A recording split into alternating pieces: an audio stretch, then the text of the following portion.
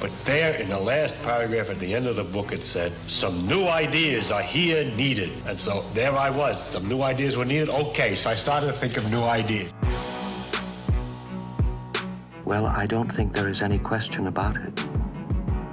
It can only be attributable to human error. How does it help do that? I don't know. I need to start my J-Day practice. You're the reason this species is a failure, and it makes me angry. This is Analytic Endeavors with Nick Thompson and Dr. Xander Mausoff.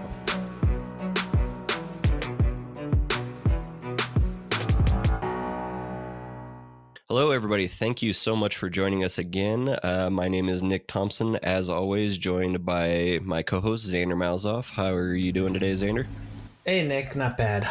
Good. We both lost an hour of sleep last night, so we're feeling that, but we're doing good. Today, we are going to talk about guns, policies around guns, and everything in between. And before we get started, we kind of wanted to talk about our reasons for wanting to do this episode. So, Xander, what made you specifically want to do an episode like this? Well, I think you had brought it up, at least The first thing that I was interested in was the fact that you, being a gun owner, into it, done a lot of training, have several guns, are not a big fan of the NRA. Right. So I thought that's a really interesting perspective, and it's definitely something that should be captured and kind of talked about. Also, I mean, you also mentioned sort of like you understand the technical details of how a gun operates and how one is put together. And I think, and you've mentioned sort of offhand, well, the regulations proposed for banning automatic weapons and semi-automatics and things of that nature won't work in some instances from a technical point of view. So those two things I thought were different than the current kind of gun debate that you hear perpetuated, most of the time. And, gotcha.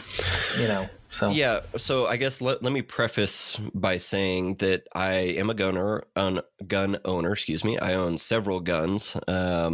I might be what you'd call a gun nut, or at least I was at one point in my life. Other financial responsibilities have kind of taken that in a different direction now. But when I was young and single, I had a heck of a lot of guns. And if you are someone who's even mildly uncomfortable with guns, you would have been uncomfortable with the level of guns I owned at one point in my life.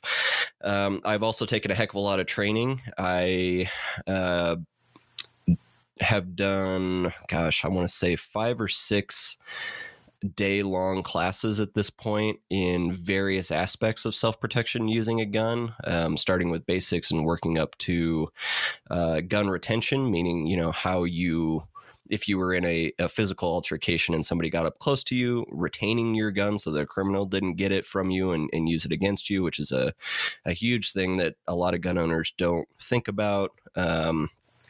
Also going through various scenarios in my house, like where is a safe backstop that we say, to shoot against. So I guess gun owners in America, I love the fact that guns are relatively easy to obtain and that an average citizen can have one, because almost no other modern economic country in the world has that freedom. And I really value that. I think that it is a very valuable thing to have an armed populace. Okay. It's not without many, many, many faults, though. I totally understand that. I totally get the arguments from the other side about, well, we have way more gun violence than those other countries as well, way more deaths. And, at some point I'd like to get into those statistics, but just to kind of keep it on myself right now, I've done a lot of training. I own several firearms. What really prompted this kind of this path towards this? Towards firearm Like, ownership? what, like, was there a particular moment? Yeah, that is interesting too, because I came to guns Because you didn't later. grow up with guns, as I recall. Right. No, we had no guns in the house. I grew up in California, like Zaner and I have said. Sacramento area, guns were not a thing to my family. We did not own a single gun the entire time I was growing up. And I had shot a 22, which is basically a BB gun, honestly. Once in my life. And I think that was the only I had shot a shotgun once at a trap range too. So a 22 and a shotgun were the only firearms experiences I had had. And I didn't really have a lot of interest until I started working at a ski shop in Truckee. And one of the employees there lived in Reno, which has a lot more lax gun control, I would say, than California. So he had some more interesting kind of guns than I could get in California. He invited me out to shoot, and I was instantly hooked. Within a few months, I had my first gun, and after that, what about it made you so? And I guess I'm just curious, what about shooting the guns was so exhilarating? Well, I feel like some people definitely get it, and then some people personally, I found it okay. I didn't find it super exhilarating. I can understand the technical aspects of shooting can be fun, but it wasn't oh shoot, I want to go get a gun. You. Yeah, for sure. So it's just always interesting how people get swayed towards these things so quickly. It's always kind of fascinating. Yeah, and it should be said too, I took Zander out shooting once, and he was, very proficient and safe. And, I think that even people who don't really agree with gun ownership, or, maybe disagree with me on some of the finer points of gun ownership, can and should still know how to operate a gun, or know the very basics of firearm safety. So I gave Zander a heck of a lot of credit. Somebody, because I think at the time you were going to school in San Francisco, so a San Francisco college kid, actively getting out of his comfort zone to try something that he didn't necessarily agree with, just to have that knowledge. So he has fired a gun before, and I give him a heck of a lot more political or intellectual capital now that he has at least fired a gun, whereas 90% of the media probably has not at this point. So that being said, I was really the reason I got hooked on it is I was pretty good at it naturally. Honestly, okay. I have excelled. A good golf swing or something. Yeah, exactly. Yeah, honestly, a naturally good golf swing. I have excelled at very few things without trying really, really hard in my life, and now I have tried really, really hard to get better, but I was naturally fairly good at it when I first started. So I think that played a role. And then, honestly, there is a factor that I can't really put my finger on. Yeah. And then, because after I shot the guns for the first time, and I shot, a pistol, kind of a bolt action, I did shoot an AR-15, just kind of a mix of different things. And I was hooked on all of them, really, honestly. The only thing the ones I don't really care for are the kind of single shot, really old school ones. I am really, really into modern weapon design. I love the AR-15, and I will, when we get into the design of it, it'll be apparent why, as kind of a mechanically minded guy, the design of the AR-15 in particular makes it super modular, super changeable, almost untraceable when done in a certain way. And there are so many of them in our country already that really I hate to be kind of a negative Nancy, but really if you did any kind of limitations going forward on, let's just say, the AR-15, I mean, we have literally hundreds of millions of them in this country already. Well, I think I read we have 5% of the world's population and about 45% of the world's guns, civilian-owned guns. Private gun, yeah, exactly. Civilian-owned guns. And, people really look at that. Yeah, people look at that and generally start to freak out, I think. They just look at the statistic and then be like, whoa, that's way too many. Why do we have more guns than people in this country? Which is true. Last statistics we have is there's over 400 million guns in this country of varying types. So that's obviously way more than the 320-ish million people we have as a population. So the whole, we could get into the policy things of confiscation or, laws that would ban them going forward on certain things. But I think we always need to get back to there are so many freaking guns in this country that anything that kind of stops them from going forward is, I think, kind of a fool's errand, honestly. I don't think it's going to do very much. Okay. Well, just personally. So, yeah. I mean, before we kind of get into some more of the policy, I mean, you had mentioned the modularity of an AR-15.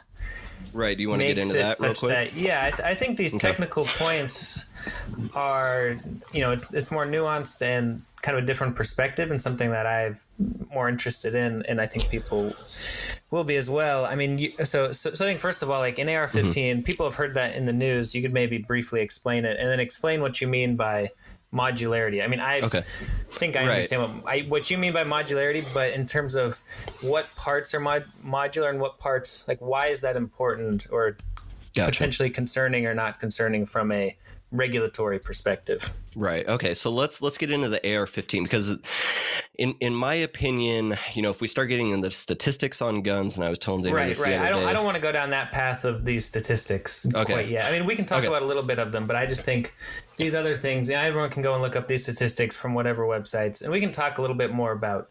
Yeah, that's true. The trouble of finding real stats. And the trouble of finding real statistics, and to me, why that, no matter what side you are on, is very troubling. But anyway. Okay, so let's get into the AR-15 right now, because it is it's sometimes the boogeyman of the left, it seems like. They just say, they generally say assault weapon. Okay, that's the first thing I would like to break down here. All right? Yeah. Assault weapon is a nothing term. It's kind of, it's hard to, it's like you could call an AR-15 a Honda Accord, or you could say a sedan. It's like, it's not very helpful when we're talking about specific things. So when people say assault weapon, an assault weapon by the legal definition is a military fully automatic weapon. Okay. Going forward, we need to say assault weapon is a military issued weapon. Okay. If we're talking about anything in the civilian ownership world, we need to say AR-15, because that is the correct. I'm sure that you listening to stuff about nuclear on the news is the same way a lot of gun owners listen to gun stuff on the news, where people are getting these basic terms really incorrect or using them as a catch-all term. Right. And that helps obfuscate the actual data and some of the real stuff going on. So I'm not going to say assault weapon. So the AR-15, in the very basic terms, is split into two halves. Okay. It's called an upper and a lower. Okay. Very, very basic. The ATF, the alcohol, tobacco, and firearm, and explosives, actually, the ATFE has defined the firearm of the AR-15 as the lower receiver. Okay. So that means that the only thing the ATF cares about is the lower receiver of an AR-15. That is what has the serial number. That is what the background check is done on. And that is what, in certain states that do have a registry, which not all states do, that is what is put down in the registry. Okay. So if you go online, and if you just wanted to visualize this, just put in AR-15 lower. Okay. And what's going to pop up is either a stripped lower. Okay, a stripped lower is something it's basically a hunk of aluminum that has been machined into the lower receiver and then serialized so it can be sold, essentially. Okay, that's a stripped lower. The other lower that you'll see is a complete lower that's going to have a buttstock, it's going to have a grip, it's going to have the trigger, it's going to have all the internal parts in the lower assembled, including the mag catch, the bolt release. I could go through and list all the parts, but I won't.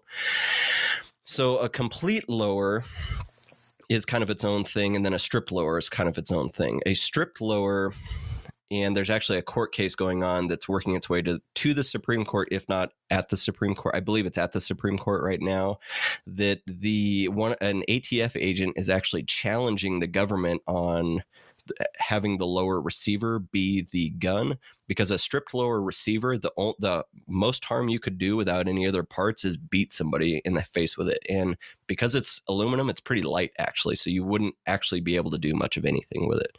So it's kind of always been incongruous to me that they are serializing this part that could literally it's a paperweight until you start putting all these other parts into it. Okay, so I get it. The ATF at some point had to say, okay, what the heck are we going to call the gun? Because it is so modular. And here's the thing. Before we just maybe back up, just a quick, I mean, guns, I think people know things come out of them. Just maybe quickly define like the basic overview of a gun. I mean, like, what do you need to make a gun operate? I mean, you need a couple different things, just like basic level, right? You know, without talking about like, the super intricate details. Start. Yeah, so maybe for like a rifle, maybe just for a rifle type. Well, yeah, here, let me just talk AR-15 since we're on the subject right now. Basically, you're going to need a magazine, which a lot of people say clip, meaning magazine. Those are two different things, but the gun industry needs to calm down about that. I used to call people out on that all the time. I do not anymore. It's shallow and pedantic, so I've stopped doing that. Okay, so you're going to need a magazine, and that's what holds your cartridges. And I don't say bullets. Okay, bullets are the thing that comes out of the gun. The cartridge is the casing that holds the powder. There's a primer at the end of it that is struck and starts the explosion, and then the bullet is what actually fires out of the gun. Okay, so if you want to be specific, you load cartridges into your magazine, and then you fire bullets out of your gun. Okay, real basic terms there. So the AR-15 would also need all those internal components that I said for the lower, and basically it's a trigger, a couple other things that make the gun function. Okay, just know that it's a trigger and some other stuff. All right.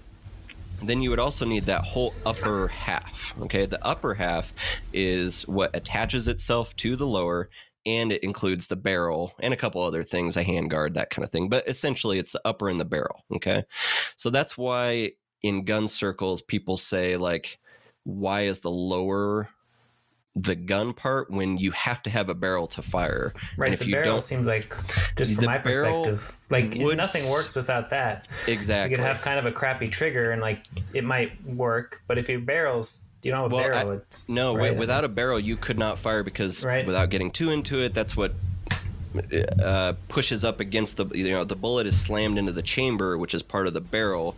Without that chamber, you would literally just have a grenade at the end of your gun. It wouldn't ignite and propel the bullet out, right? Well, it would just literally explode. It would hit the primer, and then because the case is unsupported, there's no metal around, because the brass is very soft, is what cases are made out of.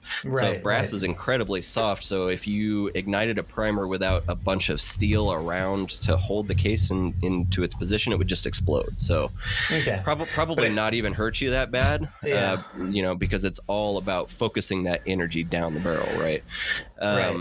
So it would just explode and dispel all of its energy instantly around itself, essentially. So so basically we have this upper part with the barrel, the lower part is the trigger, and where you can also load the magazines in. Right, exactly. And those two things together, the upper and the lower, is what forms a full AR-15. So if you went to a gun store, you can buy a pre-built, pre-factory kind of assembled AR-15, right? I think most people have seen like those on the store shelves, and then if there's like a run on them, they're like empty store shelves, right? So you can buy a full AR-15, or and this is what kind of drives people crazy, or what I've done several times actually in the past is I can buy a lower from a gun dealer, because that is the gun and that's the serialized part. That's what goes through the dealer, right? I can then order and have shipped to my house without any background check, and people freak out because there's no background check on the barrel. Every other part, 99% of the AR-15 can be shipped to you. You can just order, ship to your house. You can have barrel Amazon lengths. Prime, 2-day shipping? On some of the honestly, yes, on some of the components like grips and various plastic things, you can order them on Amazon. I have done it before. And actually a lot of tools to assemble. That's the other thing. You do need a few tools and a vise, and you can build yourself an AR-15 in your home perfectly legally in most states, depending on your state. Don't, if you're in California, don't do that. But, in Nevada, where I live right now, I can go down, I can purchase 5 lowers if I want, stripped lowers. I can have all the parts sent to me at my house. I can assemble all 5 of those rifles really at this point, because I'm fairly decently, probably an hour a piece, and I can have 5 AR-15s that, yes, the lowers are... Now, Nevada does not have a gun registry, but the lowers are connected to my name in the background check. I have a concealed carry weapons permit, so I don't have to do the background check either. Actually, that is another Nevada law. So I have a concealed carry weapons permit, so I've done an additional FBI background check. So Nevada, as a state law, has waived the background check for me and everybody else who has a concealed carry weapons permit. That's interesting. Which some people freak out about that too, but yeah. Is there any advantage to building it yourself? Can you just piece together higher quality individual components? Is that the idea? Exactly. It's just like building a PC. And it's funny, a lot of PC builders are also AR-15 builders. If you go onto Reddit and some of those 2 Reddits, you'll find a lot of cross-posting there. Where it's a great subreddit. The PC building one I used like 10 years ago, and it's awesome. It's a great subreddit. Truly one of the most useful things on the internet for building a computer. Anyway. Well, if you're into guns too, that's kind of what I was thinking of, the building of PCs. So yeah. Right. And it's just, in this case, there is a legally regulated part, which is the lower of the AR-15. So you think because of that prevents, like, since there's only the lower part regulated, you think? What's the problem with that approach? Yeah, well, there's nothing, and I'll get some flack for this in the gun community if anybody actually listens to this, but there's nothing inherently wrong with that. I mean, the ATF did need to basically just choose what is going to be the part of this gun, because it is so modular. And again, I keep going back to that, but so I guess real quickly, I'll just explain what is so modular about the AR-15. So once you have your upper and lower, right, you can swap out your upper with literally it's 2 push pins, so that you don't have to have a screwdriver. You don't have to have any tools. And this is what makes it great in a military perspective. You can push those pins out, swap on a whole new upper. And in some cases, you can even change caliber with just an upper swap, which is something that I have. You can change your barrel length. So if you wanted something with a longer barrel for like a longer shot, you could put a 20-inch barrel on, let's just say. 16-inch barrel length for rifles is the legally shortest legally allowed on rifles. So basically they're mostly 16 inches or longer in a civilian context, but in a military context, you could swap on a much shorter upper. So like a shorter barrel one for clearing a house, let's say, or executive protection detail where you need really short barrels for getting in and out of cars easily and that kind of thing. So, in a military perspective, it's extremely handy for the modularity reasons. And while some people may agree, I think that is good for the American civilian as well. So what's the problem? Like, why wouldn't they serialize the barrels as well? Because to me, the barrels seems like, my limited knowledge, it seems like the most critical. I mean, I've just done a tiny bit of in context of like physics classes somehow, like barrel rifling and the different ways and like the machining of that, and like the sort of how the development of barreling technology changed gun technology. Like that seems like that drove a lot of things, like being able to machine these barrels. So it seems like that is the component you would think. Like, why don't they do both, I guess? Do you have any idea? That is a good question. I think that would be difficult. Okay. Maybe difficult only because of the industry and how it's set up right now. Maybe if we had tried to do that in the first place, maybe. Okay. But when you start, because you can legally modify your weapon too, and I can buy 16 barrels online and switch them out really whenever I want on my AR-15s, and nobody knows what if you buy a factory handgun, generally they don't do this for rifles to my knowledge, but I could be wrong on that. Every handgun is fired before it leaves the factory, and the rifling characteristics of it are denoted somewhere. They actually don't tell you much about this, but from my limited knowledge, they do keep track of it. They do keep track of some of them, mainly with pistols, and that's why at the start of this, I would just wanted to say real quick on the statistics, most homicides are done with handguns. So, it's kind of the mass shootings are done with AR-15s, which is why we're talking about those right now, but the average kind of angry person who kills somebody, it's most likely going to be a handgun. And some of those, like Glocks, are serialized. So the frame and the barrel and the slide actually are serialized. Now we shouldn't get too much into handguns yet, maybe, but so there are instances of that out there. Currently, and it's kind of like building a PC. It'd be kind of like if you had a graphics card and the government said, you can have this graphics card, but if you want a different one, you have to go through us and get the check done first. And it's like, well, I already have one barrel. So, I mean, if I wanted to kill somebody, I could go kill somebody right now.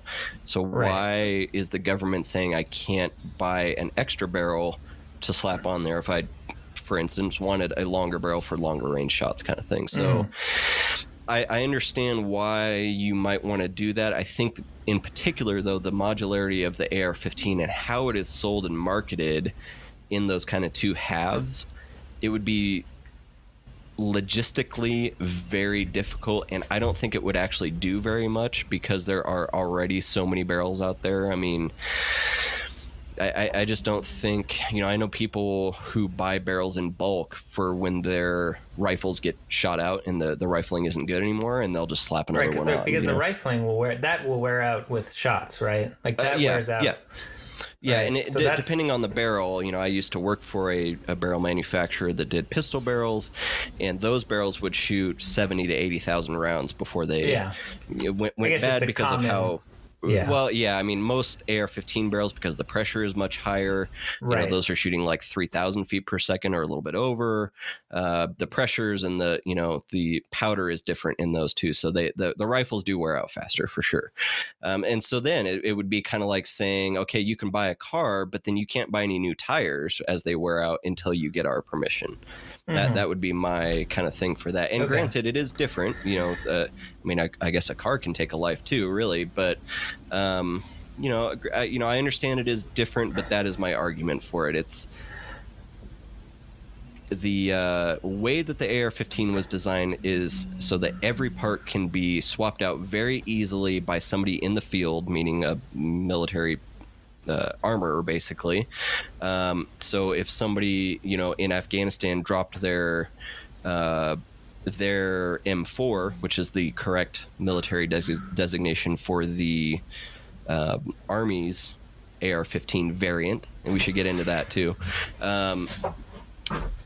The AR-15 was designed to have its parts swapped out very quickly, very efficiently, and actually very cheaply too. That's another thing that makes the AR-15 such it really is America's weapon. It was designed in America.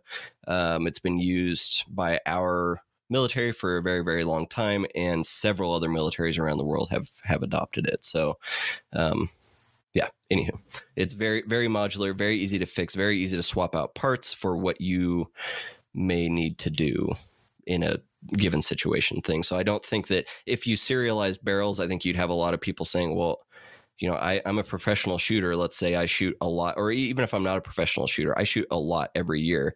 Am I going to have to go through a background check every time I want a new barrel, even though I already have a barrel and I could kill somebody with that barrel right now because it doesn't need to be that accurate, So right. I guess that's the argument. So okay. So I mean, is there any? I mean, if you wanted to. Is there any way you would improve the process for regulating these weapons?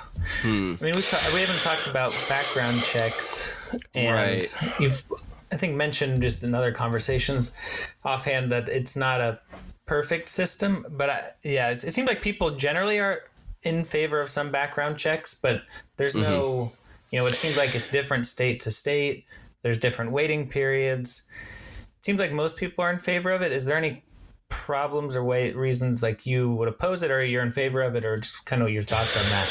Well, that is a good question. I'm going to stick with the technical aspects just for a second before I get into that. Because please. With the advent of 3D print, so let's get into handguns now a little bit too, because a handgun functions similarly to an AR-15. Actually, the lower is what you would call the frame of a gun. So if you wanted to visualize it, you could just type in Glock lower.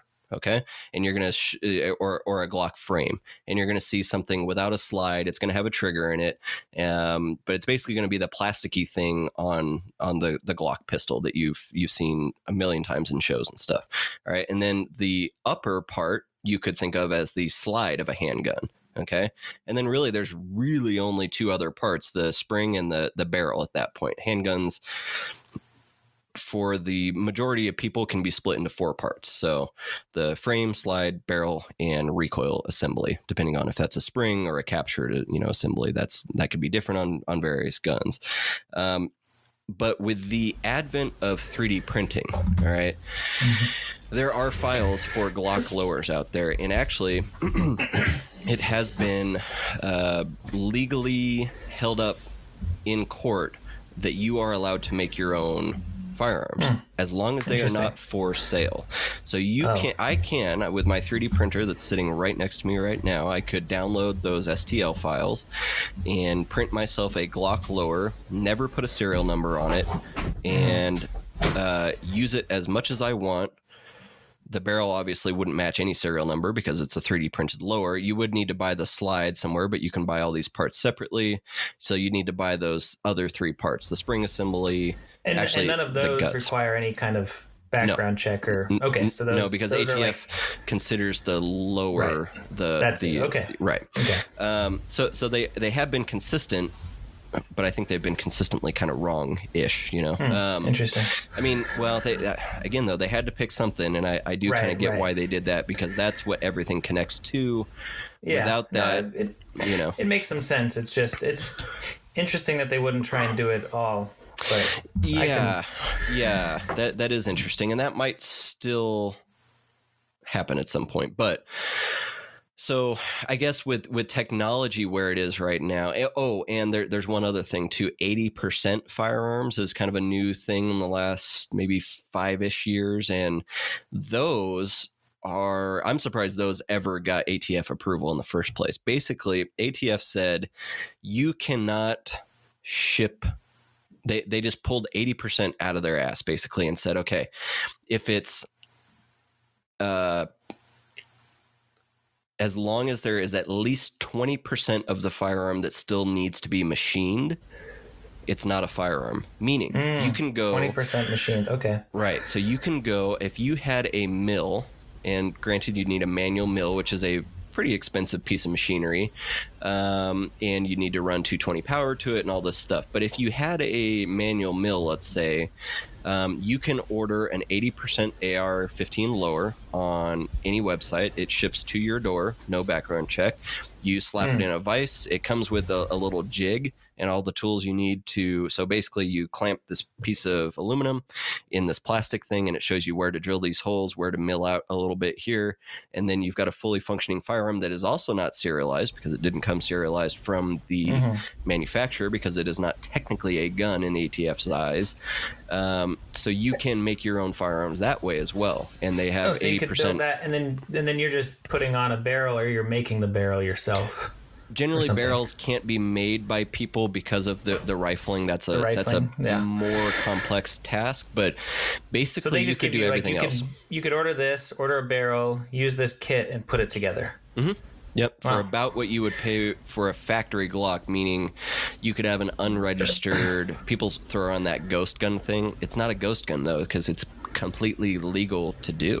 Now, if you want to, that's somewhat troubling. It's interesting that they 80% they decided on that, knowing that it could be put together It just seems like Yeah. it seems And like that if I wanted to get a gun, that would be the way to do it. well, no, And actually, it seems like it's not hidden. This isn't hidden knowledge. Oh, it's not. No, I mean, Yeah, like- people make these all the time, and as long as you don't Yeah. sell it to anybody, you do have to. Now, if I wanted to sell it to you, let's say, if we were in the same state, I would need to engrave a serial number on it, and then we would need to go to a gun to do it legally. To do it legally, right? We would need to go to a gun dealer because I had made it. Now, in Nevada, there is a private party sales rule, which means I can go to any old schmuck on the street and say, hey, do you want to buy an AR-15? They say, sure. I say, are you a felon? They say, no. And I take the cash, they take the gun, and you know, we walk on our way. That is perfectly legal in Nevada currently.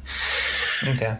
Kind of. We tried to have a rule outlawing that a couple years ago, and it's being challenged at this point, so that's not being enforced. So there actually is a law on the books outlawing that, but it's not being enforced because of some technical stuff on the back end that they haven't figured out yet. But so I think that's why a lot of gun owners, really push back on a lot of these, I hate to say, ticky-tacky thing, these kind of little things that people want to regulate, right? Like, if you said, well, I don't think 80% lower should be legal, it's like, okay, well, that is a reasonable opinion to have, but then what is the percent? Is 75% okay? Is 50% okay? Is 0% okay?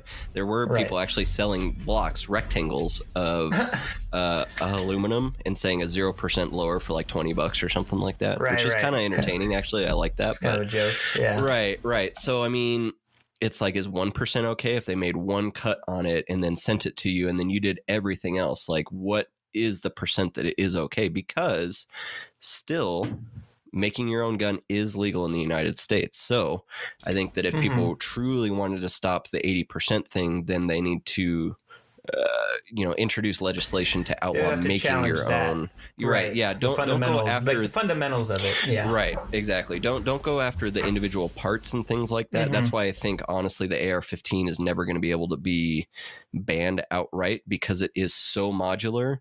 People in California are already, I mean, when they announced that AR-15 ban, there are millions of AR-15s still in California that just have little doohickeys on them that make them technically legal because you have to split the upper lower to reload it, let's say.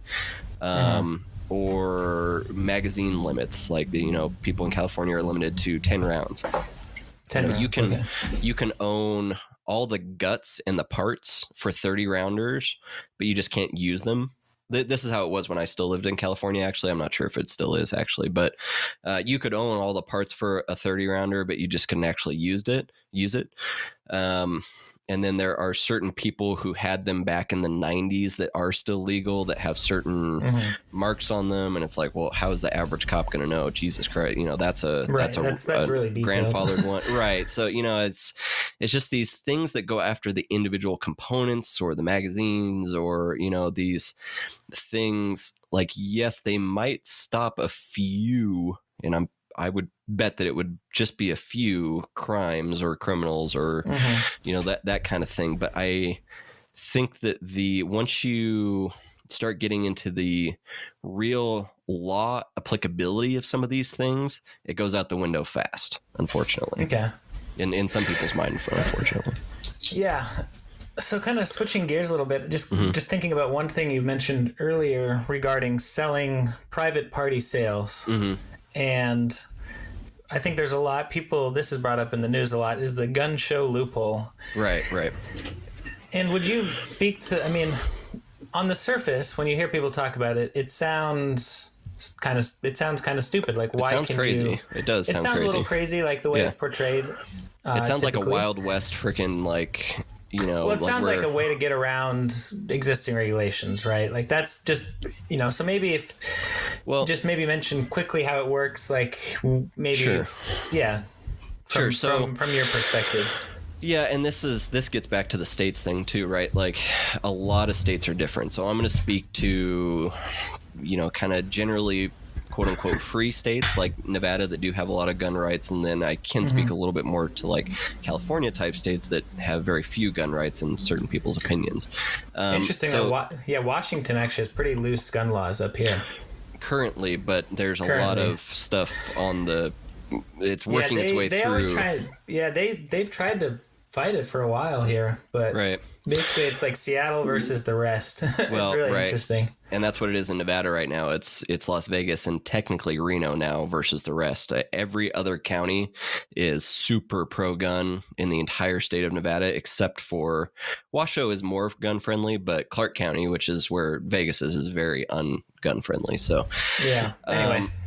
Right. So, okay. So the background checks thing too. Okay. Yeah, so the background checks and the loophole and the just gun sort of show loophole. Right. So let's start calling the gun show loophole private party sales. I think that is more accurate. Okay. I think people, because there's nothing special about a gun show, and I'm just going to talk about Nevada for right now. I'm not going to talk about every state out there, but in Nevada, there's nothing different about a gun show than that other scenario I said where I was just walking down the street. Those are both private party sales. So, that gun show loophole thing, I think that it honestly distracts people from the larger point that they're trying to make, right? Like, you're talking about private party sales. You're not talking about just people at gun shows. So let's start calling them private party sales. Now, when I first got into guns and I heard about private party sales, I too was like, well, gee, I mean, obviously criminals are just going to go to random people and say, no, I'm not a criminal, and then buy guns that way. And that is a concern for sure. I mean, that is I would even say probably likely scenario without doing much research into this. It's definitely possible. It's obviously possible. Okay. My big qualm with getting rid of the private party sales is I would like to see, and this goes to your point on how not a lot of research is able to be done because it's blocked by various, particularly the let's talk about that just after this real briefly. Okay. So the background check thing, I think you would be astounded. I mean, literally jaw on the floor if you knew how many guns changed private party hands and then how many crimes were then committed with those. I honestly, because that is knowable, okay, unless it was a 3D printed gun that was stolen or sold improperly by not putting a serial number on it, or if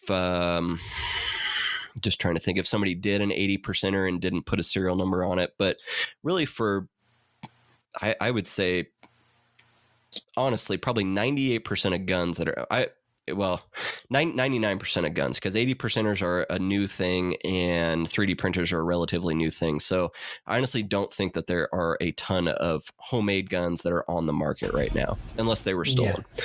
Sure. I could definitely be wrong, but that's just my anecdotal opinion, kind of being in the industry. I think that the crime rate with private party sales guns is a heck of a lot lower than you would think. I think that there is something to be said for, I think a lot of these private party transfers are between people who already own a heck of a lot of guns. So the thing that gun owners generally say is, well, why do I have to do a background check when I'm selling this to my friend who owns 50 guns already? I own 60 guns. Like, now I'm just paying the government to give me another rubber stamp of approval. And in like places like California, you have to wait 10 days, right? It's like, well, I already own all these guns. Why am I waiting 10 days? Because for some weird reason. So I'm willing to have the conversation about quote unquote expanded background checks. Without having that ton of research, which we're going to talk about in 2 seconds, am doubtful whether it would change a whole heck of a lot. Okay. So just also one other thing I was just thinking about. So let's say you buy a gun, but you said in Nevada, if you buy a gun, there's no registry list, like a registry list with your name and that gun number associated with it. No, there's not. People think that there is a national registry right out there that if you buy a gun, you are then in a database. And it's not actually. It's quite the opposite. See, to me, that seems like sort of sensible because like you could keep the private party sales. Like say I buy a gun, it's registered in my name. I sell it to you, private party. Then you go commit a crime and the cops, say, oh, you committed this crime with this gun. Who sold that to you? Like, is there some kind of, I'm just wondering, like, I mean, I know you can't be liable for that necessarily, but it seems like what if you kind of had some partial small I'm just trying to think of like ways to mitigate, like selling it mostly to people you would really trust or people you really find, but that kind of traceability kind of falls apart because they can sell it to someone else and it's like, well, I didn't know who they sold it to. So exactly. And what if you kept track of these on a blockchain? Okay, anyway. See, I would see, and here's the argument against it there. Oh, well, go ahead. I was going to say, like, I guess I just want to know, what's the argument against like some form of national or state registry? So here's the argument, and I'm willing to have this conversation, but I do come down on the side of this gets into our privacy discussion more. Okay. There is nothing in the Constitution that says we need a gun registry. There's nothing in the Constitution that says that it should be a national registry even. Now, states and shops are required to keep their background check papers that people fill out for, I believe it's 7 years, and then it's shipped to the ATF for, I believe it's just storage forever, basically. So somewhere in the country there is a huge or a complex of huge massive warehouses that just have millions and millions of these pieces of paper in them that people fill out for. So that's the closest thing we have, I guess, to an actual registry. Okay. All right. The argument is that in 50 years or so we will come to a point in our society. This is more of a privacy society question than it is a legal question on that point specifically, because the worry is that somebody who does not value the Second Amendment at all gets into the White House, let's say, and then that party takes the Congress, and they run a bunch of laws through that gun owners feel are unconstitutional. But, the law is a slow moving machine. So, they can enact a law and say, hey, we're going to enforce it. And then it takes a year or 2 or 3 or 10 sometimes to get it before the Supreme Court, let's say, So I think that a national registry of anybody is dangerous, no matter what. No matter if it's gun owners, Democratic Party members, people who like jelly on their toast. Like maybe I'm paranoid. Maybe I'm one of those fringe kind of civil liberties people, which I am actually, but I worry about that. And I think it's valid too, because we have seen dictatorial powers in the past confiscate guns and then basically immediately use that power to either take over society or take majority control over it. And one thing I'd like to mention real quick, because I think it is a false argument that people make. People say, gosh, how is the argument? It's like the Nazis had, let's see. Oh, the Nazis had very open gun controls laws in Germany when they first took power. So people on the other side of the gun argument say, like, well, you'd never use it against a government. Like, that's a silly thing to do. Why wouldn't the German people rise up against the Nazis and then, stop them from taking power? And because they say Germany had really open gun laws, you could own firearms there, and that is true at the start of World War II. Then they were outlawed, and then they were made legal again for a small elite group of people at the top of the party, basically. So it's not a good argument for anti-gun people to say, like, well, private gun ownership, it didn't stop the Nazis or anything. What makes you think that it would be useful for anything? Because you're not actually going to keep the government in check with your Second Amendment rights, kind of thing. And I think that is a false argument, because the Nazis were not a gun. You couldn't privately own firearms in the Nazi regime unless you were high up in the Nazi party, essentially. So that's a bad argument people make. Venezuela as well. They made it illegal to own private ownership of firearms, illegal, and within, I want to say, like 10 years or something, the Chavez regime had done all kinds of horrible things to their people. Yeah. So, you know, it's an interesting argument, but along those lines, you know, you mention, and a lot of people do, as the Second Amendment and private gun ownership is a check on particularly the federal government. Mm-hmm. And I find that one interesting. I see it on one hand, but then I also see the fact that we've given our military half of our GDP every year for 50 years. I mean, it seems like our military is so powerful. If they wanted to do something, it seems like it's sort of not silly, but to think that the private citizens could mount a real opposition to our military if they really wanted to turn against let's just say it's a state. Let's just say Nevada tries to secede or tries to do something that's really against, like, something crazy, and then you know, and private people are taking up arms against the government. I mean, our military seems so powerful. Would there really be a chance? I guess it just seems like we've given up so much power on that. Like, I'm interested. We've given up so much power to our military, right, through the technology that's been developed and the guns and the training that they have versus loose, you know, militia of people with various amounts of training, right? Billy Bobs it's just, and to me, their it seems Jeeps and 50 cals and stuff. For sure. I guess just to me, maybe, you know, this is all extremely speculative. But for sure. Yeah. Just on the outside, just sort of entertaining this line of thinking. Right. That I have two examples.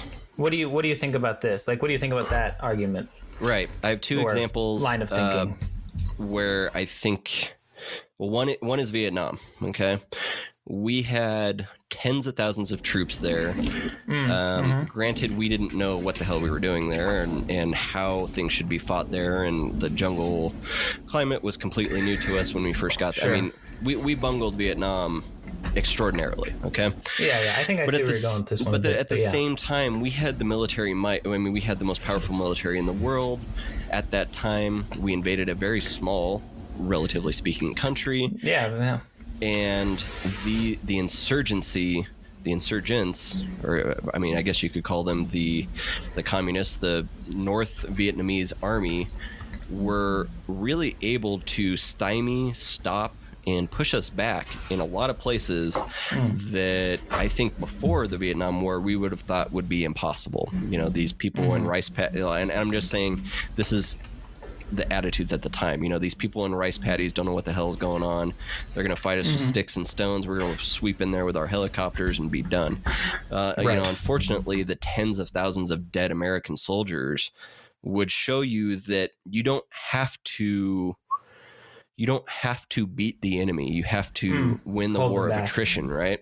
So you have to break them down. You have to destroy their morale. You know, eventually people didn't want to go on patrols anymore because you'd step in a thing of punji sticks, you know, and the hit and run aspect of the Vietnamese, which was really a completely new type of warfare that we weren't ready for and we had not trained against and we had never seen before, you know. So that is one example. The other being Afghanistan, you know, if we want an even more current example. Now, granted, we're dealing with a much larger square mileage area there, which is a factor. Okay. Vietnam. Yeah, that's true. In the U.S., that is, you know, it's so big. Right, exactly. And before World War II, before the attack on Pearl Harbor, a Japanese general was asked, well, how come we don't just go for an invasion of the mainland? Like, why are we doing this kind of opening salvo here? And the Japanese general said, no army on earth could ever invade the United States because there would be a gun behind every blade of grass.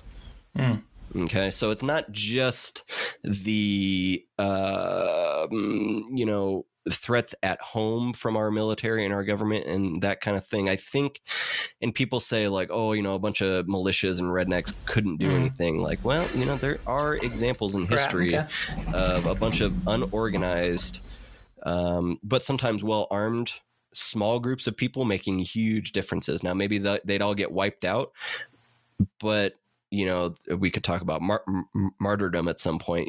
The killing of insurgents and the death of a few can often light the fire under the many, so Sure. maybe it starts out as a small insurgency in one state, but then they see, and this happened actually too, the Bundy Ranch thing. I don't know if you remember that, where the farmer, this was several years ago now, didn't like what the government was doing with his grazing rights on his property, or he didn't feel like the government had a right to his property, even though he wasn't paying taxes, all this crazy stuff. But we saw hundreds, if not 1,000 or so people show up with their guns and straight up block the road for FBI agents. I mean, so we've seen small ragtag groups of people having big political influence with their arms. Okay. Now maybe you think that, and not you specifically, but maybe someone would think that is an inappropriate display of force. This man didn't pay his taxes, or and I'm not super up on that case, but it was the government had there was some beef. Yeah, it was I mean, the government didn't act fully in a way inconsistent with what they should be doing. Okay. I think they were heavy-handed in some things, and I think the protesters were heavy-handed in a lot of things, but it did show that a small group of people who were well armed, can have a huge political effect. And even with our modern government and our modern military might, I think the argument remains that private gun ownership can be a check on large powers like that. I think those are pretty fair points to bring up. Yeah, I mean, I'm in some ways just kind of playing some devil's advocate on that case. Sure. But I still largely am sort of confounded by people who are very in favor of, like, a little bit spending so much on our military and being so in favor of gun rights. I'm like, it just seems like they're kind of like, you're worried about the federal government and then you're funding the federal government to be more powerful. It's sort of strange to me. Yeah, that is incongruous, I think. And that's why, I think people get locked in these ideological bubbles. Yeah, exactly. Yeah. And they just think military is awesome. They get as much money as they want. And then at the same time being, you're right, very mistrustful of the federal government. Same people they're giving money to, really. right, exactly. It's sort of, now I'm sure they'll say, oh, that's a different this and that, but is it? Yeah, well, military's and see, run by the president. I mean, like, he's the head, right? Technically, right. Chief, federal government head is the head of this thing, and anyway, just sort of a funny thing. I just like to, I'm sort of amused by these like contradictory viewpoints people hold at the same time. Right. And you can't talk about one thing without talking about 15 others, as we've discussed on this podcast. So I mean, if we wanted to bring in budgets and stuff on other things, I do think that, I think I said before, Teresita, my fiance, calls me a gun loving hippie.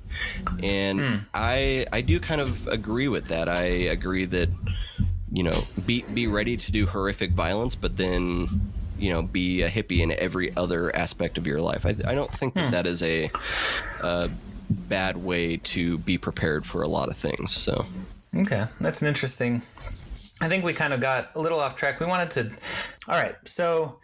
to just mention statistics surrounding guns, and there was something I just couldn't remember, but it was related to the fact that the Center for Disease Control and the National Institute of Health hasn't had the ability or funds to do the federally funded research on gun violence, at least in after in the 1996 Dickey amendment was made.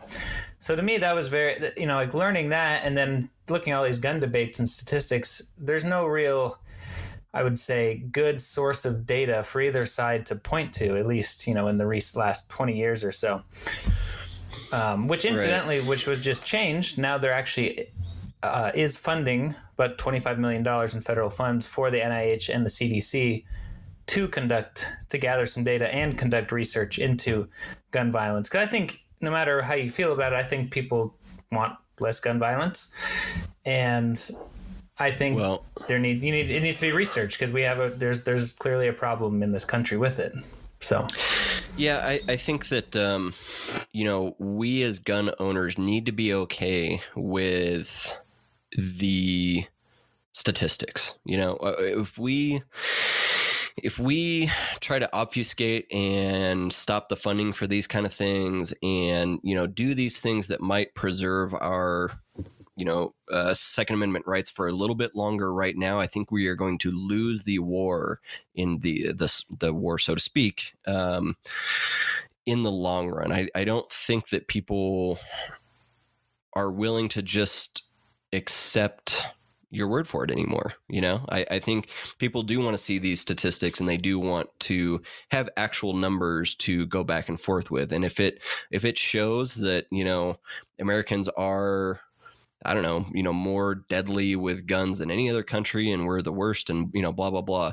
Okay, well, we'll have an adult conversation about it at that point with all the research, even if it looks bad for our side. I will never change. I doubt anyway, I will change my stance on guns no matter what the research says, because I believe that it is a civil liberty for Americans to own a firearm. So that is my personal opinion. That might change with laws and that kind of thing. But we can argue ideologically while also using the real facts too. So I think, we need to be okay with meeting people who are not super friendly with guns on the same field of discussion, essentially. Right. Which not a lot of gun people agree with, unfortunately. Yeah.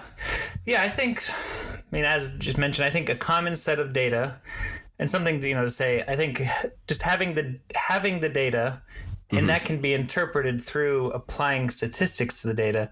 And I think just both sides should be able to, like we've mentioned, you've said on here, I've alluded to, like, statistics can be, you can clean your data and do things to it, and then use certain statistics to show things more how you want them to.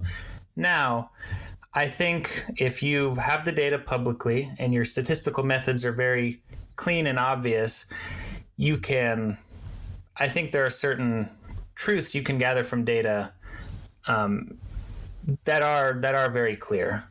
Yeah. At the same time, you can sway them to make your side look better or worse. But the thing is, the data has to be there and be available for everyone, and it's clear how it was gathered and the methodology for that. That's to be the more important part. And then we can look at, well, how do we then gather information to determine policy from this data that will be collected? Gotcha. Right. Yeah. That's kind of what I would like to see before. These debates, and I think we can look at the number of guns, we can look at the number of deaths, and then you say, well, we have more guns, and and more people die in the U.S. from gun violence than any other country. Right. So then you go like, well, that's the problem. More guns equals more deaths. Well, that's obviously too simple. But people will make that argument. Yeah. And then just, for sure. And and then the gun people would bring up, well, if it wasn't a gun, it would just be something else. And if you would like an example of that, we can look at modern day Britain, UK over there. They have knife attacks and acid attacks and driving attack, granted, the function of a gun. Okay, here's one thing too. The function of a gun is to kill people. It's not for self-defense. It's not for murdering people. It's not for homicide. It's for killing people. Okay. We need to be okay with that, I guess, in a certain context, because I think a lot of pro-gun people say, like, well, it's just, it's my right to self-protection. It's like, yeah, it is, but I'm also intellectually honest enough to understand that, well, it makes killing people way easier than a lot of other methods, right? So, that's the argument. Like, well, if they didn't have a gun, maybe they would only stab 2 people before somebody tackled them. If they had a gun, they'd kill 15 people. That is the argument, and I'm willing to talk about that. Still doesn't really change my opinion all that much, honestly, but I'm willing to discuss that kind of thing. So, I think and I think a lot of people think that if guns were gone, or if guns were outlawed or something, that, overnight things would get way better. And I can pretty much guarantee you that it wouldn't, because if we break down those statistics of the homicides, and the fact that, the U.S. has more than anybody else, all that good stuff. If we start breaking it down by age, and if we start breaking it down by suicide versus homicide, because most gun deaths are suicide, so they are not homicide. People hear that statistic, there's X number of gun deaths in the U.S. every year, and I think that most people automatically go to, well, that's people being shot, right? People shooting each other, when in fact that most of them are suicide. So transitioning into the suicide versus homicide thing real quick, there are statistics that having access to a gun or being around a gun or owning a gun, your rates of suicide and successful suicide go way up. Okay, that is a fact, and I am, let's talk about it, right? Like, let's not ignore that part of the gun community. For a long, long time, gun owners have, I think, felt really wary about seeking any mental health help, because once a doctor writes down on their chart, which is in your medical file, if you ever say that you've even thought about harming yourself or others, that affects your rights as a citizen for the rest of your life. Or it can. Now, sometimes if you say that, you're booked into a thing, and 2 weeks later you say, I'm fine, and they let you go, great. But if you wanted to buy a gun several years down the road, you might have an issue, and you might be perfectly, over whatever mental health issue you were going through at the time, or you're taking medication for it or something, and that's a big thing too. A lot of these, mass shooters have the SSRIs in their system, selective serotonin reuptake inhibitors, which are a specific type of antidepressant, if you don't know. So we can talk about that too, but, okay, let's just focus on the suicide thing for a second. I don't think that the argument about the fact that people who commit suicide with a gun are way more successful, that is a decent argument. I don't think still that the gun is the issue, though. Okay, so just to do you have something real quick? Well, I have several thoughts on this issue, actually. I don't know if you want to keep going on that. Yeah, let me just keep going for just a second and then break in. Keep going. So for those of you who don't know, and I'm not going to talk about this a ton, but I will mention it, my younger brother, a couple years younger than me, took his own life with a gun. Oh, gosh, it's 8 years this year. So, I do have some firsthand experience with this, I would say. Okay. The fact that he used a gun and not something else, and maybe, he would have survived that kind of thing. Honestly, and maybe this is just me, but I don't spend a lot of time thinking about that. He obviously wanted to take his own life, and, however he was going to do that, he was going to do it, is my belief. Now, maybe that's not true. We can't know. That is a factor. Just to kind of sum up my point real quick, Xander mentioned our military budget, and our federal budget every year and how huge it is. And I think that if we took some of the federal budget from the military, let's say, or another program that, could be trimmed and cut in a way, I think that we could expand our mental health in this country, and it would help both the suicide and the homicide rate at a certain point. I don't have any data to back that up, but that is my opinion on that. So yeah, the suicide one is interesting, and I've actually just was reading. It wasn't specific to gun ownership, but it was talking about. This is a recent book that came out, Talking with Strangers by Malcolm Gladwell, and he goes into this very long discussion of suicide and this idea of coupling. And I'm gonna kind of he goes through this example. It's I'm trying to. Well, we'll just if you want to read the book, this probably won't take anything away from it. But this is kind of a preview of one part of the book that he talks about in some great detail. Really, really highly recommend the book too, if you're interested in just the current situation with particularly like police violence in the United States. Really interesting. But he talks about this idea of coupling in regards to suicide, and he goes through this in England. In the 1940s to the 1960s, the rate of suicide particularly for women got really very high, really high. And it wasn't really researched at the time, but it went up. And how women in particular, men did it too, but women in particular did it was they would turn on their stoves in their house. And the stoves at that time, they used a type of gas they called what do they call it? City gas. It had carbon monoxide in it. Gotcha. And carbon monoxide is what, that will kill you quietly, slowly, and it was basically a very easy way to go into your kitchen and die painlessly and quickly in your own house. Right. That's what comes out of the car tailpipe. So people who park in the garage and run them, that's the same kind of idea. Yeah. And it used to be, in cars in the United States before like 1970 something, it was way worse. The catalytic converter actually captures a lot of it, and it takes a lot longer for that to build up at the levels. But if you had a car from like pre 1970, it would happen like if you turn on your car in your garage, in 10 minutes you'd be dead. Oh wow. I mean, 10 to 15. I didn't realize it was that much. But okay. newer cars you'll have a bit longer. Interesting. Okay. Just because the catalytic converter actually captures a lot of that. Gotcha. But needless to say, getting back to these English women. I just kind of want to like go through this because it's a really interesting study, and it highlights several things. Okay. So people are like women in particular. You see the suicide rate going up dramatically, and he talks about this one. What was her name? It's a famous poet. She killed herself this way. Oh yeah.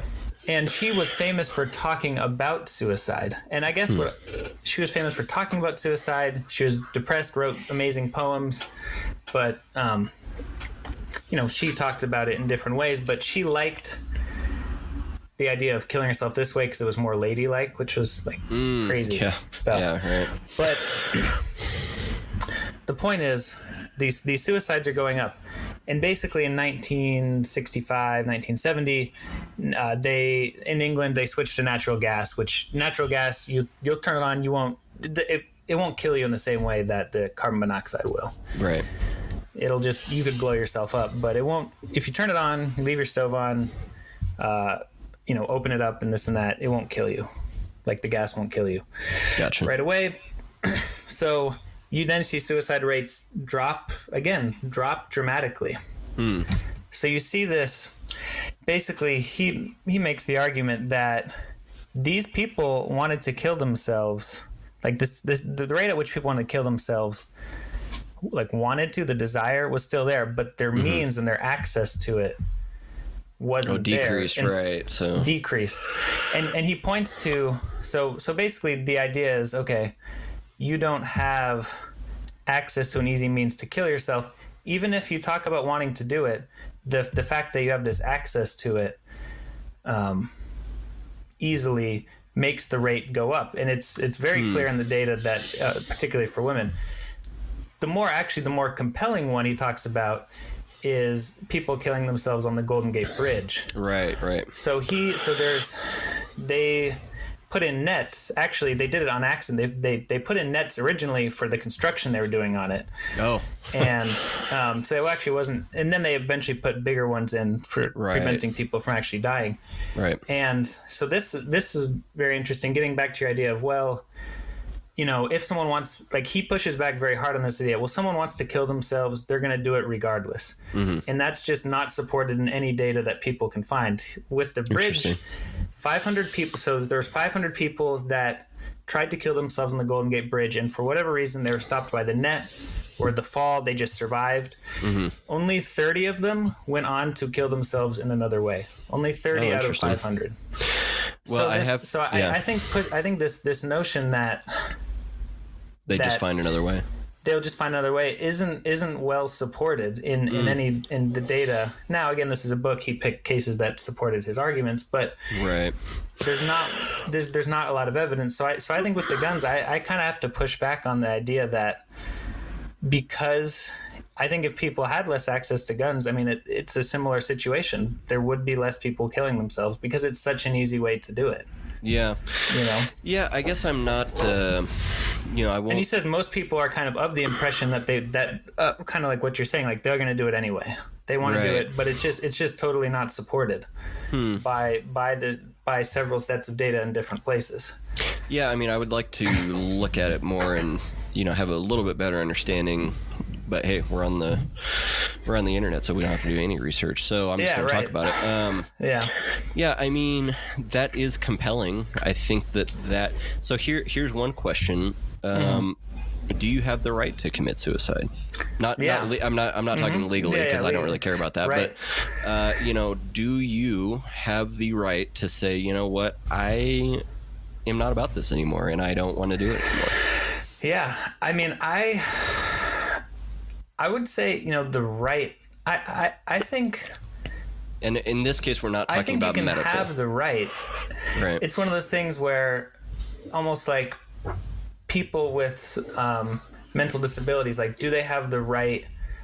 What rights they have if they cannot intellectually understand the decisions that they're making? Right. It's kind of a similar thing. People, like my uncle is a therapist, and he says, people committing suicide, the world is black and white. It's not gray, a spectrum of options. The world is black and white. I am this, I am that. And so they're seeing the world totally differently. Like, are they seeing the world in a way that lets them make decisions I see what you're saying, right. in a way that is okay? Yeah. Hard to say, right? I mean, Right. I would, I like the idea of these civil liberties. I don't think it's such a strange one, right? Like, should you have the right to do Right. it? Well, it doesn't matter if you have the right to do it. You can do it anyway. You can, right. Yeah. So, not sure what your thoughts are on it, but I think it sort of gets into the ability of a person to make a decision like that, considering their mental state. Right, and that is a fair point, because, and we can talk about people who are depressed like that, and I've struggled with depression my entire life, basically, too. Not to the point that my young brother did, obviously, but so I've gone through some of that stuff too. But that is a delicate balance, the civil liberties versus people who are not essentially in their right mind making these decisions, right? That is an interesting and compelling argument. I think that is a fair argument to make. I just wonder, so here's one other thing too. I would like to talk about mental health and how we should be funding it, I think, in my opinion. Okay. And basically it's just, we have a lot of waste in our government in basically every department at all levels, right? So, we talked about this in the healthcare politics episode real quick. If we audited a couple of these departments and reduced their budgets, we would have more than enough money for everyone to have health insurance, blah, blah, blah. Same thing for mental health. If we, went through our books and started trimming some of that military budget and trimming some of the, Department of Interior budget, I'm just assuming that there's a bunch of waste, in all these departments. So if we started trimming and cutting back in certain places, I think that we could have a much better mental health care system, so that, people were in the right minds to make certain decisions, and that we could still preserve our civil liberties that way. Now, I don't think that would stop suicides by any means, and I know it wouldn't stop them by firearm. I think it would reduce it and probably make a pretty good chunk in it. But it's kind of one of those things too, if we start arguing about like, well, what's perfect? Well, what is going to lead to zero suicides? Like, well, we can't really talk about that, because that's impossible. So I think that reducing firearm suicides in particular is a good goal to get to. I don't think the zero number is ever going to happen. So I think if reducing I think it's a good goal. yeah, making that trend go down, because it's going up right now, and that's not good. Right. So if we can make that trend go down, I think that's where we need to be. So yeah, an expanded mental health care system. So with that said, I mean, so it's interesting because you're sort of saying we should trim from what's from other sectors of the government to fund another government program. What's to say that government program doesn't become Oh yeah, well, for sure. waste or this and that, right? I mean, so just no, that's a very fair point, because and I actually like when people do this, because I just was on the side of the big government for a second, and then Zaner's like, wait a second, you want big government to take care of this? Whoa, wait, right, no, right. I don't actually. So thank you for playing devil's advocate for myself. What I would like to see is something, there's a group out there, I guess it's a company, but it's like a nonprofit, so I don't even know what you call that. I guess it's a nonprofit, but it's called Walk the Talk America, and their whole thing is removing the stigma around mental health for gun owners, essentially, so that if you are feeling some of those, it's, if you are feeling some of those lower suicidal idealizations, however you say that, you can maybe send them a message first and just be like, hey man, I'm really feeling like I don't want to do this anymore. And they, you can talk to them anytime, kind of thing. There's suicide hotlines you can talk to as well. The Walk the Talk America recommends putting pictures of your friends and family on your gun safe, so that if you're ever going to reach for one, you have to look at those pictures before you take a gun out. Various things like that. They're, more for not the government taking guns away, but hey, maybe give them to your friends for a couple, if they're legal gun owners that, can go ahead and accept those guns. You can have somebody hold them for you for a few weeks if you're in a state that allows that or something. So, there are grassroots and there are private non-government companies and groups that are out there doing this kind of work. Maybe a government run system would be helpful. I don't know, probably not. But, I think that no matter what we do, we'd be trying at that point. And I think that is important too, because maybe this Walk the Talk America, stops 10 people in a year from committing suicide. I mean, that's 10 people who are alive. I mean, that's not nothing. Yeah. It's not all the people who are committing suicide every year, but it's not nothing either, so right. I don't think we should let good be the enemy of perfect in this case.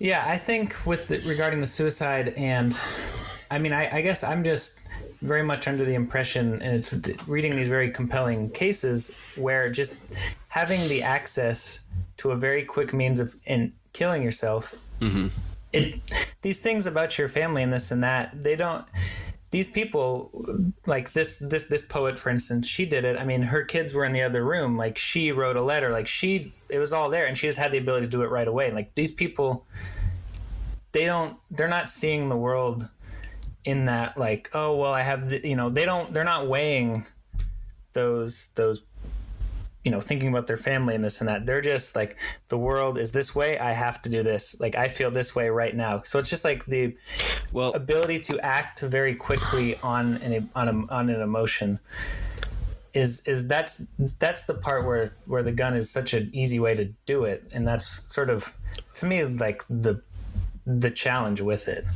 Right. And mental health, I'm not a mental health expert, obviously, but the ones I've talked to say that it is okay to think about it's okay to think about suicide. It's not good to think about killing yourself. Does that make sense? Like, it's okay to think about, if you weren't here anymore, or what the world would be like, or what your friends or family would think. It's not okay to have a plan, essentially. Like, if you have a plan or a way that you would think of doing it, that's not good, right? So I might push back on you a little bit, because you say these people. When we're talking about people, they're never the same, right? So maybe that poet wouldn't have been it sounds like she was, even if they had switched the gas before on her, and again, I don't know her or anything, but it sounds like she was pretty. But the point is, like, and I know that you're talking about the access to it, there's right? 5,000 women were killing themselves a year, and then it was like 100 after the, just it's the access and to these means. I'd be interested to see what some of the other deaths were at the same time, though. Like, I wonder whether alcoholism, maladies related to alcoholism or drug use or something went up. I'd be interested to dig into those statistics just a little bit more, because not that I don't believe it, but I would just like to see the whole statistics on that, and then look into some of the other factors that might have played into that, and what maybe 5,000 people didn't die by suicide, but 4,000 people died of an overdose the next year. Now I doubt it, but I'm just saying, like, without the full set of statistics, these are all. I mean, it's total suicides. That's what I'm saying. Like, they weren't doing it another way. They just weren't doing it. Oh, I see. The 300 is point. totals. Well, right, but I mean, a drug overdose would not be counted as a suicide, but it's a factor of a miserable life, basically, kind of thing. Do you want to look it up? I mean, yeah, I'm not sure how do you see where I'm going for? I see what you're saying. Just to be nitpicky on it, Yeah, I think you could probably attribute some of those, but it's like a step function change in it's a very rapid change over a very short amount of time in the exact same areas with the exact same socioeconomic. So it's a very statistically good way to compare. And you can say, the other argument people would probably make regarding these statistics is prosperity in the United Kingdom got better, so people are killing themselves less. I think also you could argue too. Yeah. But the fact that it's extremely stark. Like, it's not, these aren't, this is just looking at, this isn't interpreting the, it's just, these are suicides from this, and then it stopped. And it's perfectly correlated with this method that was available and then wasn't available. Right, and, but the same thing with the Golden Gate Bridge. Anyway, situation. My only kind of thing would be on the, going back to the English ladies, like, what was the quality of life, or what else was going? I just want to know more about these women and what kinds of lives they led after the gas was switched, because just anecdotally, I would assume that because those feelings and thoughts would still be there. They didn't do anything to change their mental state. All they did was remove that access to the easy method of suicide. But so the idea is you've removed that access, the suicide rates go down, which is that's the point he's trying to make. The feelings are all the same. That's the larger point he's trying to make with this. It's an interesting line of thinking. Yeah, I would just like to know some of the other things that were good, because maybe if there was a huge economic boom the next year, not that there was, but just things like that. It's just looking into it. So, like, the economy goes down, people die. That's people die from various reasons. Suicide, one of them. Right. But so I guess there's. Okay. So I guess there's no perfect answer for having the civil liberty of gun ownership and preventing suicides. There's no magical healthcare thing, because we still don't know a heck of a lot about mental health care. So even if they got help, that doesn't exclude committing suicide at some point. So this is one of those things where more statistics would be helpful, right? Right. I don't know that there's a perfect way to preserve our civil liberties and stop people from committing all these suicides, other than taking small steps and trying to make that trend go down. Yeah, so I think a lot of these topics have kind of been discussed. Sort of, this is taking a different turn here, but could you imagine, let's just say 50, 100, some point in the future that we get to a point in our society where there isn't a need for guns to be a check on the government? Like, do you think that is a possibility? On the government specifically, or? I mean, yeah, maybe just say the United States. Or self-defense, are you saying, like, you wouldn't need a gun, or you wouldn't need a gun against the government specifically? Against the government, yeah. Like, Because I think it's an important difference, honestly, the self-defense versus self-defense and against the government. But let's just say both. Like it's a very safe. It's some kind of future world, maybe like some kind of future world where everything's everyone there's no homelessness, everyone has health care, there's no, like, it's some kind of utopia type place where there's no violence. Can I imagine it? Yeah. Can I picture it actually happening? No. That's my answer to that. I don't think. And you don't think we can evolve to a point where these situations? No, I don't. No. Okay. No, and that's my personal feeling. That is backed by zero research at all. But well, sure, yeah. I was just curious. Yeah. I don't think that humans and all of our fallacies and our faults and flaws, I don't think that we can engineer our way out of violence. Okay, that's just my personal opinion, and I could imagine a future like that for sure. I have a very good imagination, but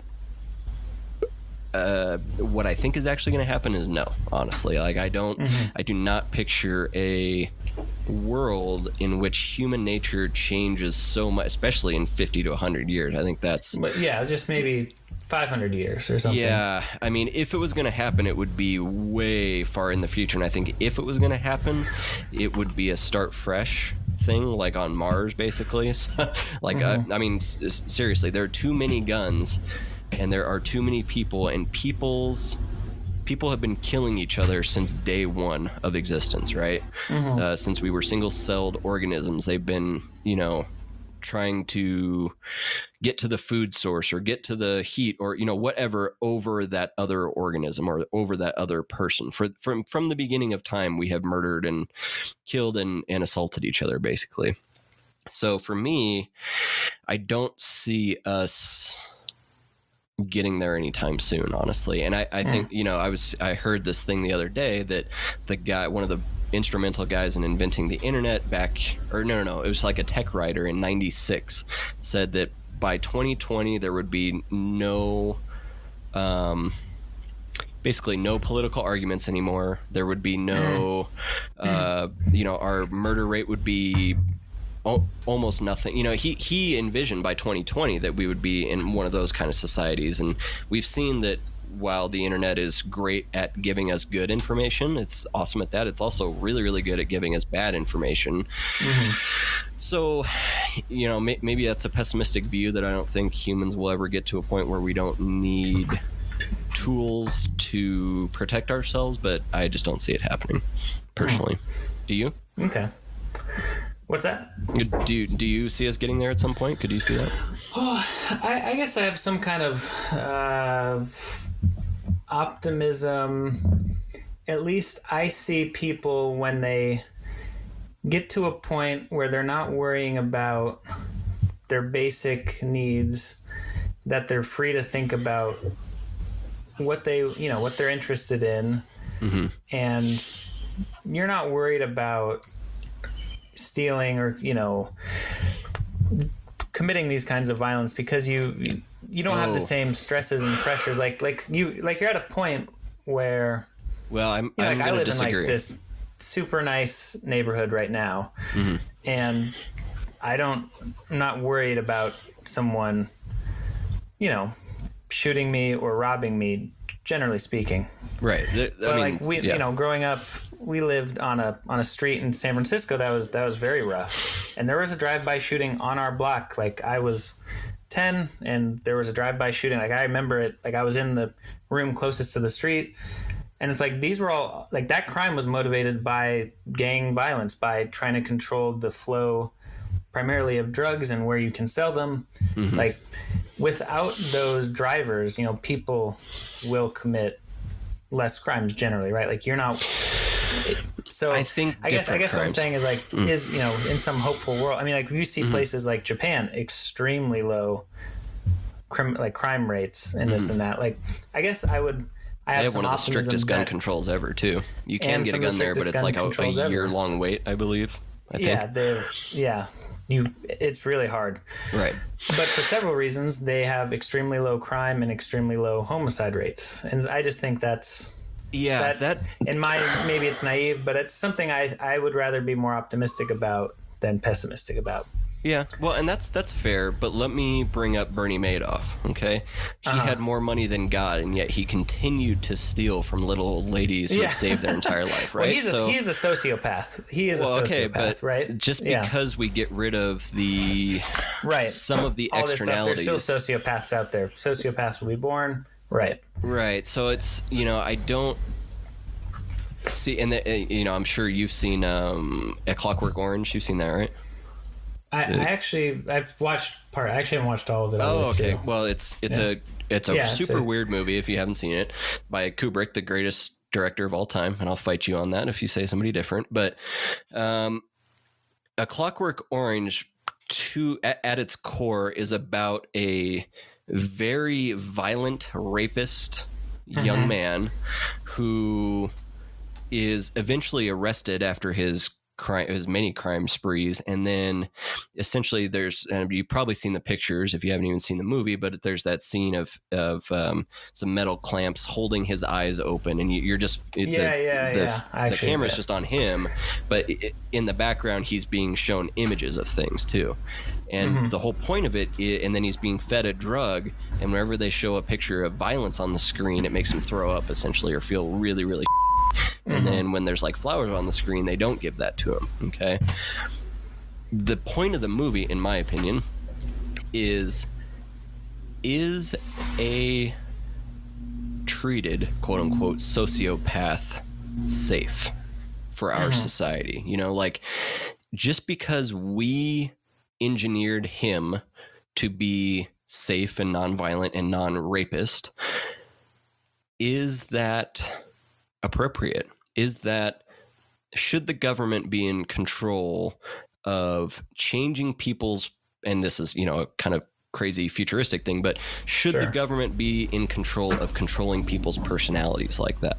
Now, in his case, he's a violent rapist murderer, right. So, you can make the case pretty easily. But what if I'm a gun owner in the future, let's say, and I've never used my gun in a non-legal way, and somebody breaks into my home and I shoot them, okay?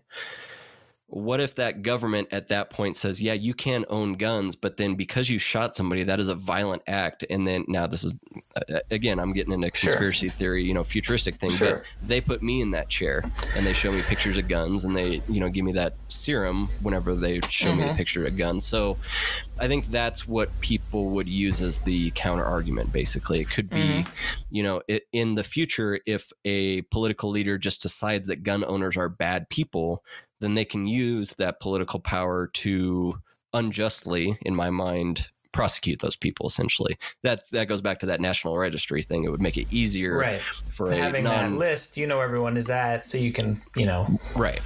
So that's against them, and then take it over this and that. Yeah, right, exactly. Can we talk about red flag laws real quick? We didn't get too much into policy here, which we kind of meant to, but. Just to talk about red. Yeah, sure. Yeah, let's get into I guess we did kind of, but I was going to talk about individual laws and how I felt like they did or didn't advance the discussion. And one thing is red flag laws that are kind of popular right now. A couple states have passed them. And recently, and these have only been active for a few months in these states, already a police officer has been arrested. And so this police officer was driving to church with his son, daughter, and wife on the car, and somebody called in a red flag on him because they had a neighborly dispute, basically, and said this guy is going to harm his wife and kids with this gun that he owns. He's a police officer. Right. The police pulled him over, did the full guns drawn thing, and made him and his son lie down on the ground because he had just dropped off his wife and daughter at church or something. They were parking, something like that. But he and his son were laying in the parking lot face down with guns drawn on them because someone said that he was going to perpetrate violence. So, one thing that I and a lot of gun owners say, like, these laws that sound good like that, like the red flag laws, can easily be misused by people who are not trying to do the best thing with them, essentially. So I think that's one thing too, where it sounds really good and it sounds like a common sense, quote unquote, thing to do, but the implications of it can go really, really far and be not so good. So that was just one thing I thought of real quick, that's kind of sort of in the news lately that I'm not a huge fan of. Well, I think this overall, when I think about this gun discussion, it comes down to what a lot of these regulation and controversial topics like this come down to is this freedom. Like, what is the cost of certain freedoms in this and we're talking about this country, obviously, in this in the United States. Like, there seems to be some kind of, people will take some kind of additional suicide rates for the freedom to have gun, or people will take additional criminals having access to the same privacy technology that you and I do, because we want that freedom, right? There's this sort of, a lot of these conversations, it's about, to me, it really comes down to what is the privacy and the freedom that what are we willing to trade for that? Yeah. And I think and to me, that's like the really hard thing to find the balance for. And I don't know, there's no perfect answer to this, but it's something that I think is good to keep investigating and keep talking about, because you can glean some insights, and maybe you can, I sort of seeing it like kind of trying to polish something, like you're trying to get it just right. But it's not gonna be perfect, right? Yeah, for sure. That's how I see this kind of discussion. Yeah, definitely. And I think, obviously I come down on the liberty side of things, but to play devil's advocate for the other side, I can completely see why a black man in Chicago doesn't give a what I think about guns, because I'm in Reno. I'm in a completely different situation. I am very pro-gun, and he sees gun violence every day on the street, let's say. I get, or San Francisco, that wants to try even more stringent gun controls on things. I am fine with cities, states, towns, whatever, enacting individual gun laws. I think it's kind of a little foolish in some cases, but I'm fine with, it's the same thing as the states, like, right? The laboratories of democracy. The states are intended to try a bunch of different crazy things, and then we see what works, and then we can, make national laws based on what has worked or didn't work in individual states, right? So I'm not against like a California or a San Francisco or a Detroit or, wherever that sees a horrific amount of gun violence trying different things. That's fine. I'm going to vote with my dollar, and I'm not going to move there because I don't agree with that personally, but I'll visit and I'll, go there, and I'm not going to bring my gun. Some people do. I don't. I do follow the laws of any state or town that I'm in.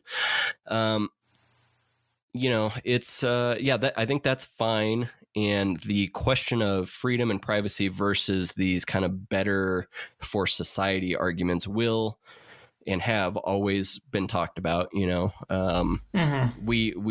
weren't going to try to solve it today, obviously, but we didn't solve it today magically, or surprisingly, we didn't solve the whole gun crisis in America in 2 hours today. But I get that black guy in Chicago does not care about my views on liberty, because he's living in a completely different reality than I am. So I think that the states and cities and towns that try different things, I think that's great. Keep doing it. You see what works. You see what works for you guys too. Maybe it works in San Francisco, but it doesn't work in Chicago for whatever reason. Okay, at least you guys tried it. At least we tried something, and it didn't work. And San Francisco is not going to get a lot of gun owners moving there anytime soon, but that's their choice. That's their right. That is their legal right to enact laws and do that kind of thing. So the specific, I think the challenge is with things that affect these federal level laws and these things that anyone can get access to, whether privacy and guns. I'm trying to think of some other situations where locally they can have their own regulations, but that can still be sort of blurred by the fact that someone could go somewhere else within the same country and get access to, let's just say like a gun. Like, living in Detroit, you can go to Indiana and get a gun easier. Or what did I say? Or Chicago. Also, Chicago gets a lot of flack. I lived in Chicago total probably actually over a year and a half if I put it all together. And the gun violence in Chicago is very specific parts, and it's right. It's actually like Baltimore, New Orleans, and a couple other places are way worse in many places. Yeah. So Chicago gets a lot of flack. Chicago is great. People should go there. It's a cool city. Also, that brings up a really good point too that I meant to bring up earlier. Okay. If you break down some of these homicide statistics, Every Town for Gun Safety has on their website that the leading cause of death in children and teens is firearms. Okay, it's more than motor vehicle crashes. And I looked at that and I was like, okay. And then if you actually scroll down to what they're using, that's just black kids.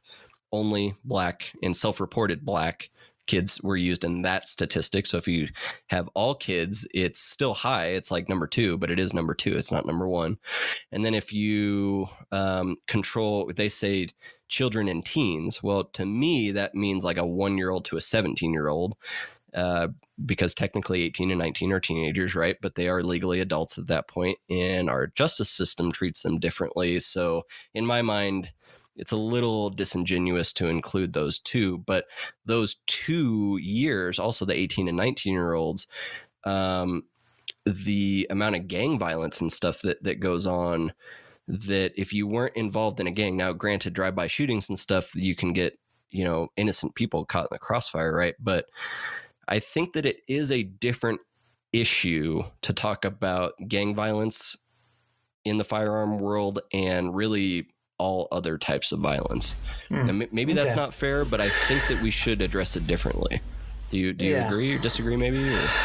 Address it different. I mean, I just think people would say it's just the access to firearms that is their issue. The fact that it's, if we're talking about a criminal though, then and if it's criminal activity, and then they say, well, it's criminals, they're going to do whatever it takes. They'll to get go to Mexico weapons. Or whatever, right. They could but buy then something you also on the got to corner. look at, and I think that actually gets to the point of, they can get them, but if it's, people, well, anyway, I don't have a great sense on this, but I think treating the gang violence is a separate issue because it is more complicated and requires different sets of ideas. But I think the access to guns is part of the equation, but not the entire. Yeah, for sure. Concern. Yeah, and we can, I guess. Yeah. Yeah, you can intellectually, honestly say, if there were less legal guns in the country, then there would be less guns overall for the criminals to get in some manner, right? So. Yeah, so I think we've talked kind of a bunch of different topics here, which I really like. The technical details of how guns are made and a lot of interesting stuff. I had no idea you could actually buy 80% of a gun without any kind of serial number and things like that. Ship it to your door. I just think in the larger...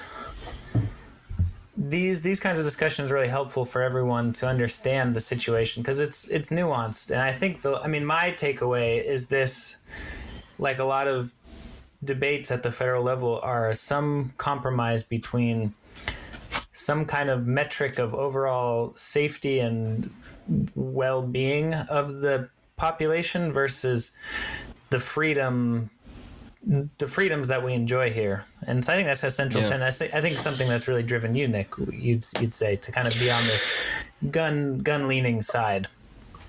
Yeah, and then just to kind of point out that, if we were going to use some kind of metric of happiness or, general sense of well-being, just to point out in an anecdotal setting, someone who used a gun to save their life or in self-defense, like that gun is then contributing to their lifespan, and 2, their happiness because they're not dead, right? So, we can't we can't separate it fully. And I think that's what a lot of people like to do. They want to talk about the gun issue in a vacuum and not talk about any of the other externalities or any of the, frankly, the technological aspects of the guns that, people, throw out these ideas for certain things that they think would work to help stem gun violence, and anybody who knows anything about how a gun works could instantly be like, no, dude, we're just going to do this, and it's going to get right around that little law that you put into place, and we're going to keep using our guns, kind of thing. So I think we do need to expand the research that's done into it. Both sides need to have accurate data to argue with. That's if you're a gun owner and you're freaked out about the government doing this research, I totally get it. I am, I'm not going to take everything they say as gospel for sure, but at least we can start getting some of these statistics. And even if they're flawed in some way or another, if we can prove that they're flawed in some way or another, that does a lot more for our side, the gun kind of liberty side, than using bad statistics or just not using any statistics at all. Does that make sense? Like, yeah, no, I totally agree. So definitely agree. So yeah, it's been really, really interesting discussion. Something I know a lot less about, and something I think we have some, different views on it, the issue a little bit, but still something I find enjoyable to discuss. Right. I was thinking about it. I was wondering if we disagreed on anything as much as guns, and I can't really think of anything right off the top of my head, but probably not. But I think it's just important, even if you obviously disagree with someone, you can talk about it in a really open and civil way. Like I used to be more upset by some of these attitudes, but it really doesn't. Like I get it. I get why people want to have access to guns, and I'm not sure. Yeah, what is to me, the central question is, if we just got rid of all the guns tomorrow, what would that buy us? Like, would it be worth it? To me, that's what I'm most interested. Would that get rid of all these homicides? Is that worth the price of giving up in some ways a bunch of different freedoms? That's to me just what it comes down to. Yeah, there's a lot of details surrounding it. I just want that's what I'm most interested in. See, that's almost like talking about it in a vacuum, though, because realistically we can't get rid of all the guns overnight, right? Right. It's physically impossible. So it's just sort of the mental exercise of thought experiment, right? That kind of thing. It's just a thought experiment. It's not sort of right. Yeah. No, and that's interesting. I try to be more open-minded on these things than a lot of my fellow gun owners, because I don't think it does either side any good. You used to have a more maybe less favorable rating towards gun owners, and I used to have a less favorable rating or feeling towards people who just wanted to ban guns outright. And it sounds like you've kind of expanded your thinking about it, and I've definitely expanded mine. And I do understand why certain people in certain situations think that there should be no guns and question why anyone would ever need one. I totally get it. I kind of come from that background too. But at the same time, I don't think that it's gonna help much to focus too much on that vacuum question where it's like, well, if they were all gone tomorrow, what would happen? Like, unfortunately, it's not going to happen. So I guess it's kind of like you and it's kind of like you and it's kind of like you and nuclear, where it's like, it'd be fine if we didn't have to have nuclear power plants tomorrow because solar made enough power. That'd be awesome. If we had a society where I didn't need a gun and I didn't feel like I needed a gun, dude, that would be so nice. Like, that would be fantastic. But we don't live in that world. We live in this world. So, let's talk about what could really have an effect on the world that we live in. I think, and we need statistics for that. We need a bunch of different viewpoints. So I think it is important that we, as a gun community, keep engaging with people who don't agree with us. That is super critical, because if we don't do that, we'll never turn another person onto the gun, the gun freedom pathway, and eventually all gun owners will die out anyway, and it will just be or all law abiding gun owners will die out if we don't include new people into the mix all the time, and people who frankly don't agree with us either. That's if we never take people who don't agree with us shooting, we're never going to convert anybody. So that's my kind of that is true. final takeaway there. So I think it's good discussion to be had, and I think we kind of point out a couple different points in this gun debate that seems to be getting more, it seems like it goes through cycles, but lately, the last couple of years, it seems like it's gotten more attention. So, and we kind of did a big overview on this one. Maybe if a particular bill or something comes up in the future, maybe we can, more focus on stuff, like kind of narrow down what we're talking about in the gun discussion in the future. But I think this one was just to kind of, get a bunch of our feelings and thoughts out and just kind of talk about it real quick. And it turned into a several-hour podcast. So, maybe if we dip back into the gun discussion at some point, it'll be on a particular topic or something. Because we kind of did the sprawling conversation today. So, anywho, no, it's great. Anyway, anything Xander, else, Nick? Thank you for. No, I don't think so. Thank you for having the conversation and being willing to do that. Thank you for everybody who listens. Please rate and review us on your preferred podcast download application. Send us an email, analyticendeavors@protonmail.com. Always happy to hear from you. And that's it from me, Xander. That's it. Thanks, everyone. Thank you. See ya. Bye. I'm just about to sneeze. Yeah, no worries. How many is it? 5, 2, 3, 4, 5. Okay. Oh, I called it, dude. 5. There we go. All right.